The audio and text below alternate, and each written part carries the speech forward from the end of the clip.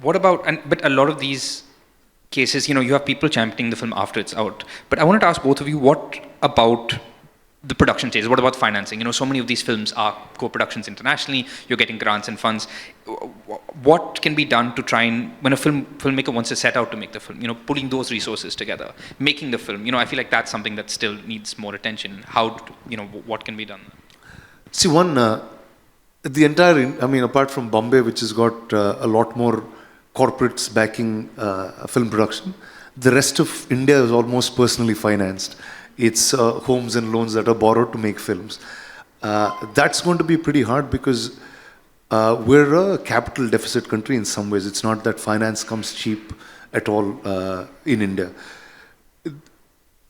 See, I'm not such a large believer of grants and others because they stay for a small period of time, and then if the grant suddenly chooses not to be there, then there is suddenly an ecosystem that kind of shuts off. Or they come with expectations. Yeah, I'm saying expectations is one, but the worst thing is when they choose to stop, right? Like time and again, I've seen other corporates that have been backing, whether it's festivals or indie circuits, that suddenly decide to pull the plug off, and now there is no home for that cinema anymore. So I think if you're able to create a slightly more sustained model, like how the other cinema has done, I think that's to me a longer term, easier understanding. Cultivate your audience, know where your audience are, and find a way to consistently bring these type of stories to them. I like how we expect you to have all the answers. I know you don't, but you are championing the underdog, so we will ask you this. But Rohan, for you, what advice would you have for an independent filmmaker? This is your first film, you've made a short film in the past. In terms of just making that film, in terms of the struggle of that part, what advice would you have to get to that point if I want to get my call from Sundance? I think the only advice that I have, because I tried that, was just be consistent and persistent, because I just kept making film. I didn't study filmmaking. Entirely self-taught. I was working as an interior designer, and in 2007 I just started making films because one of my friends pushed me to make a film. So I just started making films on mobile phone.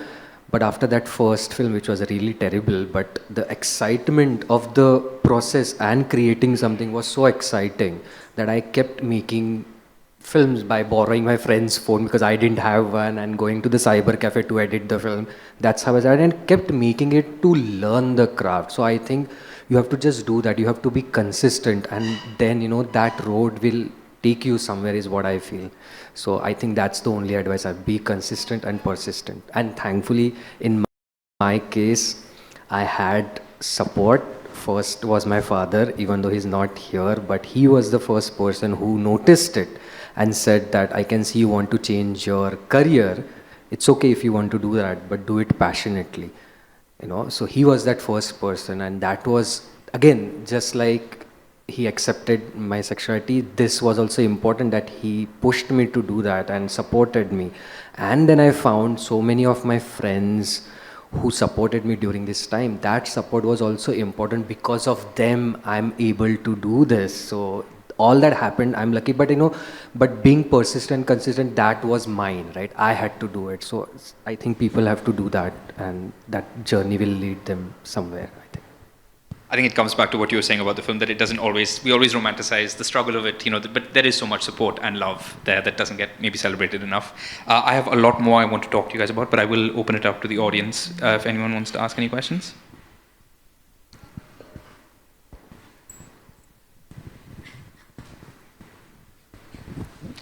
Hello, Anjulika here from IBP Chronicles. My question is to Rohan. I must say that for me, the selling point or a hook point for me was, it's a story about human beings. And another thing which caught my attention was, somebody said about your film, hypnotically potent. I really love that. So my question, I'll come to my question. So congratulations, it's a lovely feeling to watch a trailer, and now I'm excited about the film too. Now my question to you is that, like so many, you have made a film, which is, you said it's your own experience poured into it. And you also didn't want to make it too commercial also, by talking about the trauma, as he said. How do you feel when the industry stalwarts, like Rana sir, Nikhil Advani, Vikramaditya, Sai Tamankar, supporting the film and championing the film. How do you feel? Amazing, right? Like we, as a filmmaker, we do want our films to reach the audience, right? And making, I mean, one of my friends said that, life is hard, but filmmaking is harder. Yes. And all the filmmaker can say that. So making that first feature is so hard. And that then you make it somehow, and then people like Rana and all the EPs that we have, when they come on board to support that journey, going to the theaters and going in front of the audience, it's always something that all filmmakers dream of, and that is happening. So as I was just saying, a journey that started a year back with Sundance, and now this, it is dream-like, and I really feel that, I mean, if my dad would have been here, he would have seen what is happening. Who was the first person to support and he said, do it passionately, he would have seen it, this. Yeah. But yeah, of course.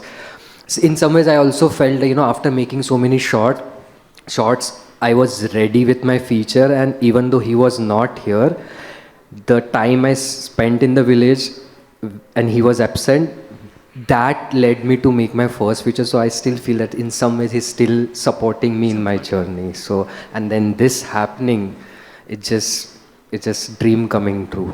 I know, I can understand. Just one question to Rana sir also. For me, the hook line was, or a attractive part was, it's the story about human beings. For you to support the film, what was the hook line?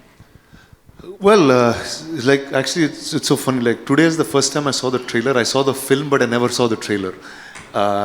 And see, though it's a subject matter that I may or may not relate to, it was so much other that just felt like it could be anyone's life. And I'd just go back to a relationship with a mother, which was such a key integral part of the story.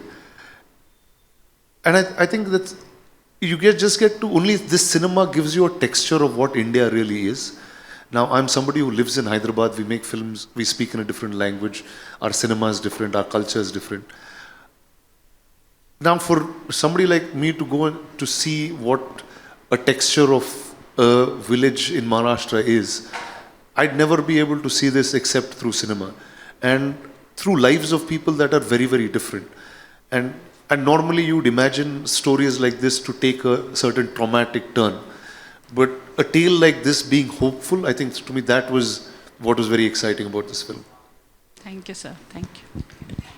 Namaskar, Sujata here from News Plus Views. Everybody is having the same question over here. What is the significance of Sabar Bonda over here? So what is the meaning of that? How it's related to the peer relationship or anything? So basically, Sabar Bonda is a name of a fruit that comes on cactus. It's a small fruit, red color fruit, which has thorns on it.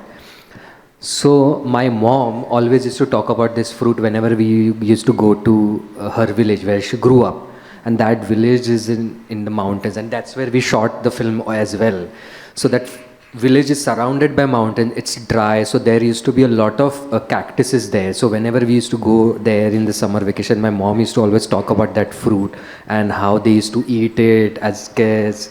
And I was always fascinated with it, even though I didn't see it, because that fruit comes in winter and we used to always go in the summer. And that time there was no Google that you can just go and Google how to see how it is.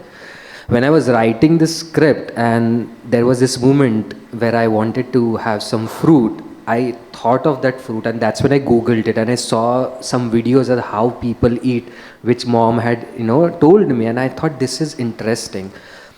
So when we think about cactus, we immediately have this, landscape that it's harsh because cactus grows in harsh environment, and even after that, it has this fruit which is so tender. Even if there are thorns outside, it's tender inside, juicy, and it has lots of medicinal qualities as well. And I thought, it represents the life of these two characters. These two characters are also going through some, difficulties in their life, but still they find their own ways, and they don't,